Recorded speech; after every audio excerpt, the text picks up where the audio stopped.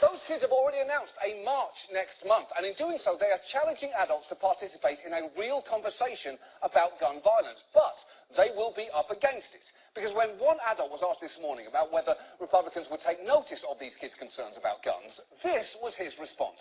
We have a culture thing here that we're not discussing. I mean, when I grew up, it was Andy Griffith, and you never had school shootings, and we still had prayer in school. And we drove to school with guns in the car. I say we. I would see students that did that. Today, we're in a different time when not the media, but movie industry, the rap industry, radio in general talks about these things that are common now. And we have almost desensitized it. Now we have to worry about kids eating Tide Pods instead of discipline. What? I call BS on that. There are so many things wrong there, from the rap industry to the Tide Pods. Just about that buying across state lines business. Trump and Ryan keep promising that it's just around the corner, but two things you should know. One, it probably won't lower prices. In fact, these 3 states currently allow it, but not a single out-of-state insurer has taken them up on the offer, which does actually make sense, because if you're an insurer in Massachusetts, it takes a massive amount of time and investment to set up new networks of doctors and hospitals in Maine. And that's assuming Maine even has doctors. I think it's mainly beavers with stethoscopes up there. So this state line thing is something people love to talk about in theory, but no one really wants to do in practice, like apple picking or shower sex. But the even bigger issue is, it's almost certainly not going to happen. The state lines bullshit and a lot of other things Trump has promised are not in this bill because they cannot be. As Paul Ryan well knows, billions will get spent on a wall that won't work to prevent a crime wave that isn't happening, while refugees sit in dangerous situations to prevent Bowling Green-style massacres that never took place. So, what are we going to do? Well, the press is going to be a key element in helping us sort out fact from fiction, and they are under attack. This administration has seized on small corrections in news coverage to paint critical outlets as fake news, attempting to delegitimize all of them. And this is only going to get worse. Steve Bannon has already labelled the media the opposition party, although there does seem to be one exception. News report said the only seat that was reserved for the media at Trump's news conference Wednesday was in the front row, and it was for Breitbart News. Oh, that is some blatant favoritism.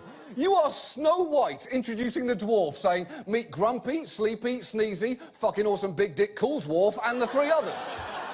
I know this is all depressing, but it does bring us back to the important question, what the fuck do we do now? And for the record, the answer is not move to Canada. Literally, the only excuse to ever migrate to Canada is if you were born there originally, it's springtime, and you are a goose. That's it. That is it.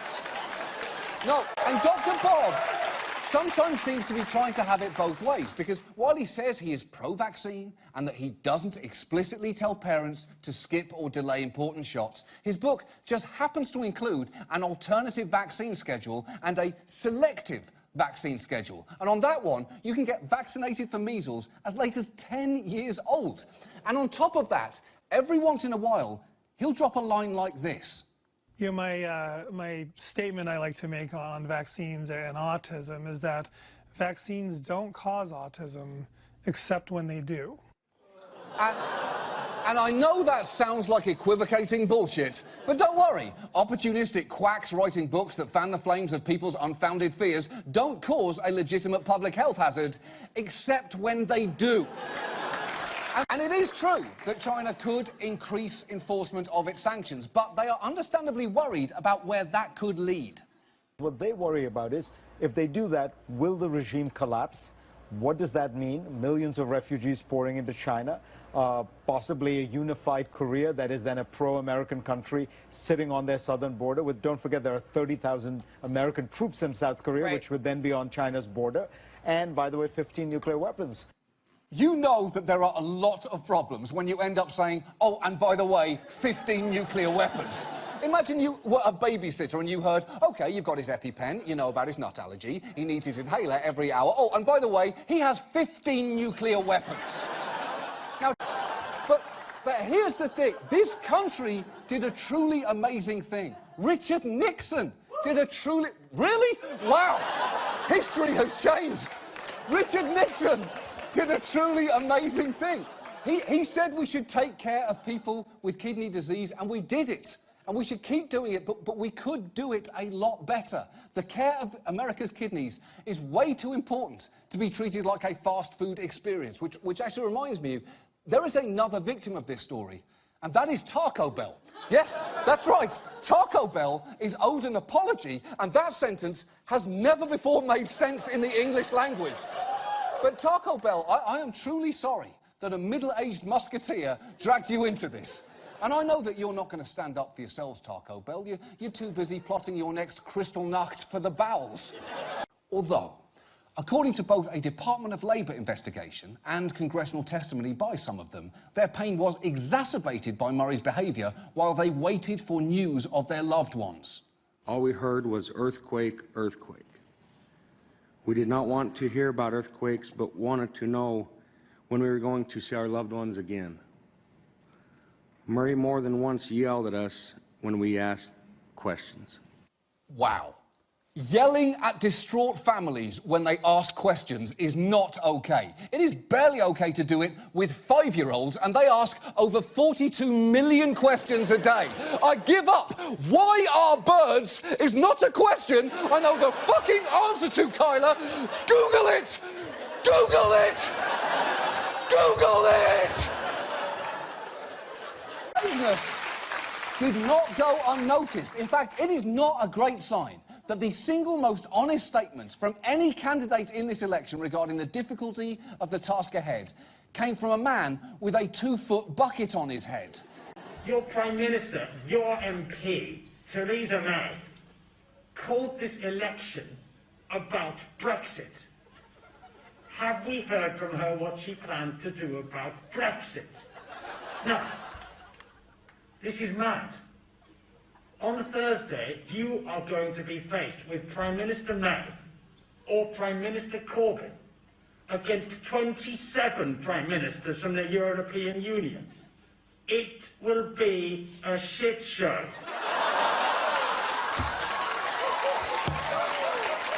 You know what? You know what? I never thought I'd say this, but that intergalactic space lord has a point. Now that is where the LA Times left it, but we felt so emotionally involved, we actually tracked that car down and discovered that since then it has been sold again, repossessed again, and then sold yet again. And when we called the last listed owner, she said it had been stolen. And I really hope whoever did that drove it straight off a fucking cliff. Although, I am guessing even then some sleazy lobster wound up selling it to a poor, unsuspecting fish. Now, so let's just check in on one of the other schools they oversaw. A local charter school padded its attendance records, resulting in more than $1 million in extra money. State auditors interviewed students and staff. Their findings showed that on any given day, there would only be about 30 students in the building, a fraction of the reported 459 enrolled there. Oh, it gets worse, because when an auditor looked into it, they found Kids Count had done the legal minimum oversight required, which I would argue suggests a problem with the legal minimum, because 30 kids showed up, and the school claims they had 450, which doesn't speak well of an oversight group calling itself Kids Count. So that is basically the emails. Let's now move on to the Clinton Foundation. 6 months ago, it was known as the top-rated global foundation that has, among other things, helped millions around the world access lower-cost HIV treatment. But it has now become possibly the only charity that inspires more visceral anger than this one. 1877 Cars for Kids. K-A-R-S Cars for Kids. 1877 Cars for Kids. Donate your car today. Shut up! Shut up! What is this charity? Your kids, you can't fucking drive! What money laundering scheme are you operating? Look, Now, as for his policies, as with Jill Stein, there is a lot to like there. He supports marijuana legalization and opposes the death penalty, civil forfeiture and police militarization. But scratch beneath the surface, and there are some positions you may be less comfortable with. For instance, he opposes having a minimum wage, and when he says he's for smaller government, he's not kidding around. Governors, could you name 3 federal departments or agencies that you would eliminate? Education, the Department of Commerce, and Housing and Urban Development. How's that for starters? Whoa there! He's giving up government agencies left and right. This is Sophie's choice if she hated all of her children. Take both kids, I'm sick of stepping on Legos. Off you go. Although even the current luxuries the prisoners get tend to carry a chilling reminder of where they are. All prisoners use toiletries which happen to have the brand name Maximum Security. Oh, come on! A prison calling its deodorant Maximum Security is a little on the nose. It would be like a Holiday Inn Express calling its complimentary lotion Tearful Masturbation.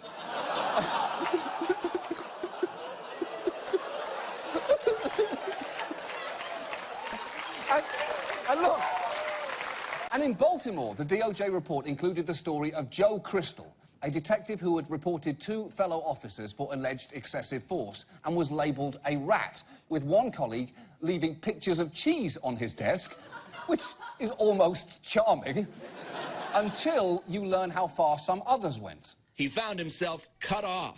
He says he didn't get backup in dangerous situations. Someone even left a dead rat on his windshield. It was like their way of telling me, you know, you don't belong here. This is what we think of you. Ouch. Leaving a dead rat on an officer's windshield is definitely hostile, unless, of course, that officer is a police cat. In which case, it means, welcome to the force, Whiskers. We're lucky to have you. Enjoy the rat. Less than 1% of patients taking opioids actually become addicted. Less than 1%. And I know it may seem like they are pulling that number out of their arse, but they actually pulled it out of the letters to the editor section of the New England Journal of Medicine. Seriously, this is it. That paragraph is the whole thing. It wasn't peer-reviewed, and it was only about short-term use of opioids in hospitals, but it became the main source for that 1% claim. And letters pages are not a solid source for information. Just this month, a Pennsylvania newspaper published a letter featuring a man's question about Hillary Clinton's fitness for office because, and I quote, "What if that time of the month comes?" To which the obvious answer is, 1, she's 68, and 2, fuck you, maybe, a little bit.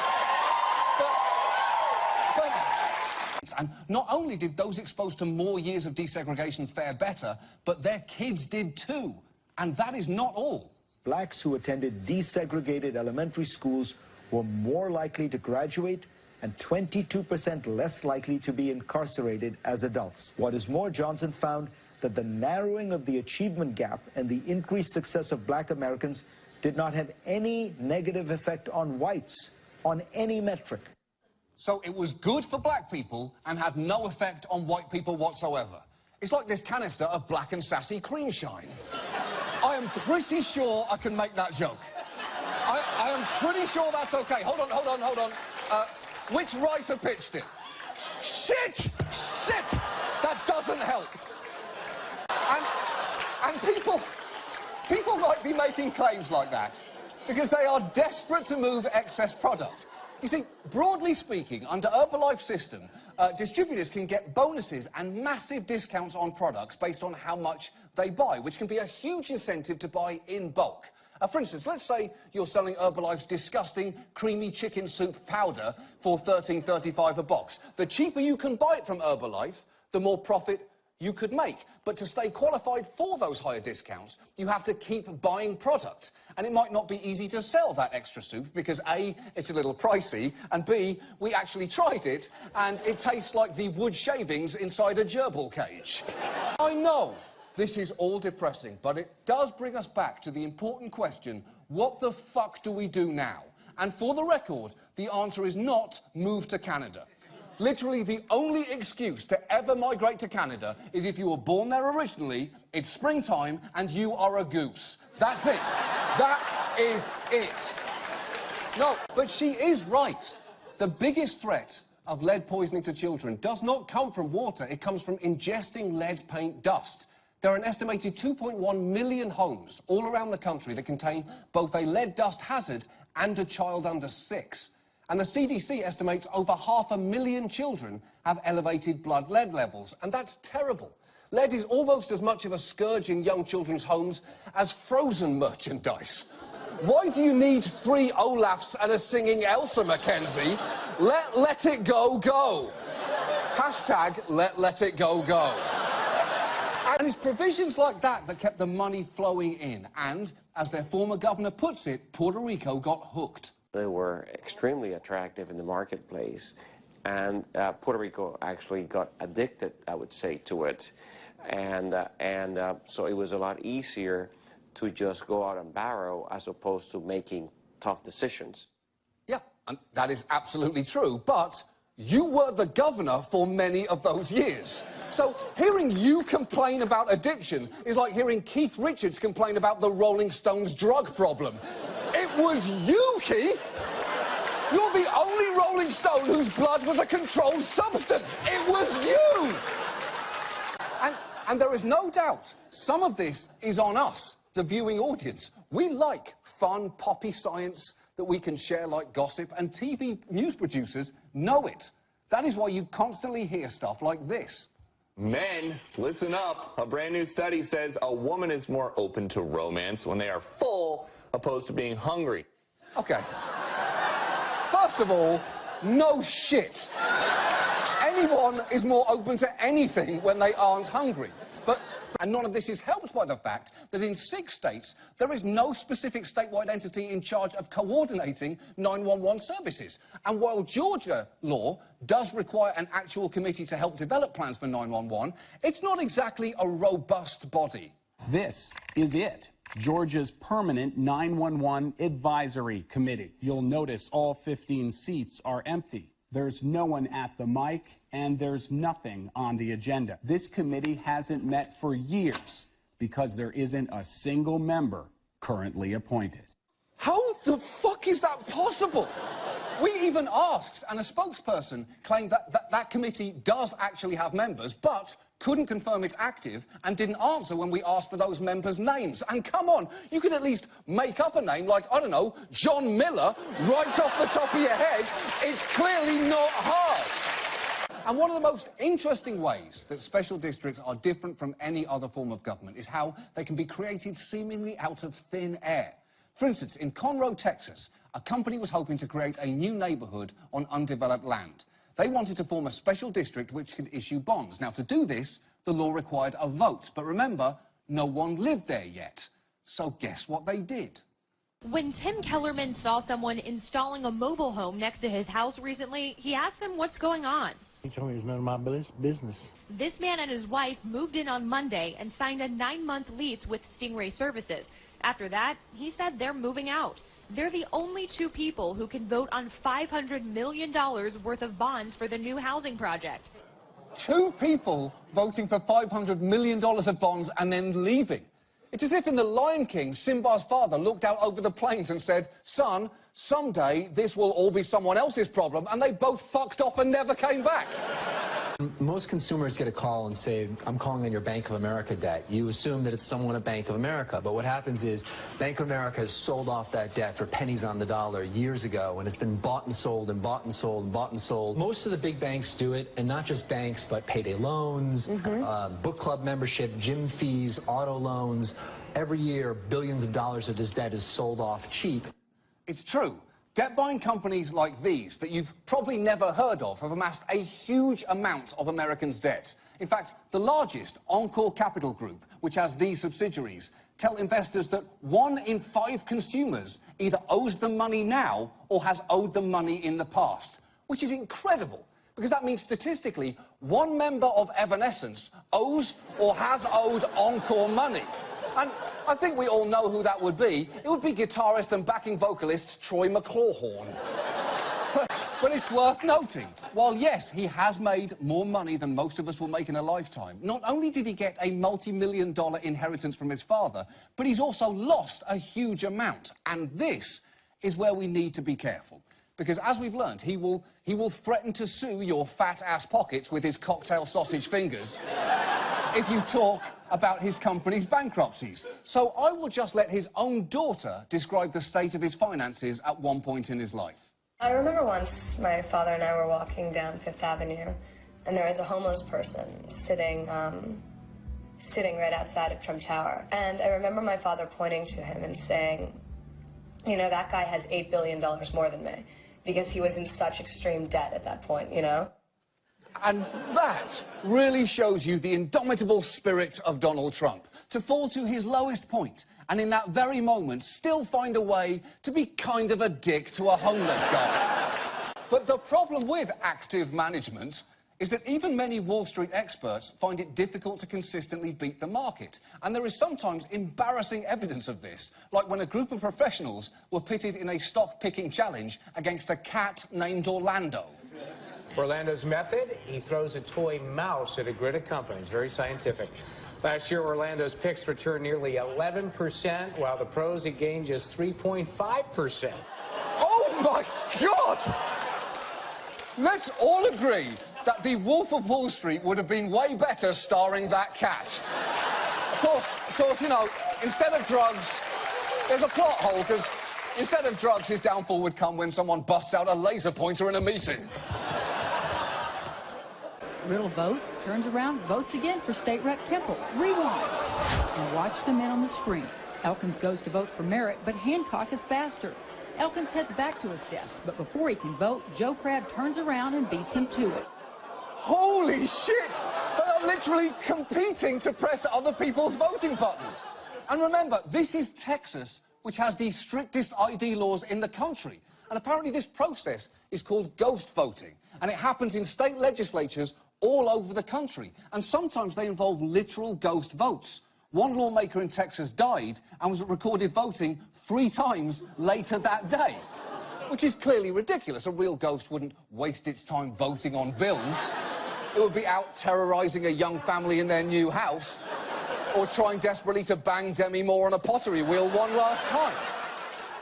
And the techniques some athletes have used to beat the system have been amazingly imaginative. Take, for instance, the European cyclists who would insert condoms of clean urine into their anus and then, in order to conceal everything, would cover it with fake hair blending into the real hair of the nether regions. And you have to imagine that to convince a cyclist to do that, a coach would need to deliver the most inspirational speech in the history of sports. Hey, do you want to be a champion? Do you? Then you jam in that piss balloon, pick up that hot glue gun, slap on that anus Birkin and ride like a champion.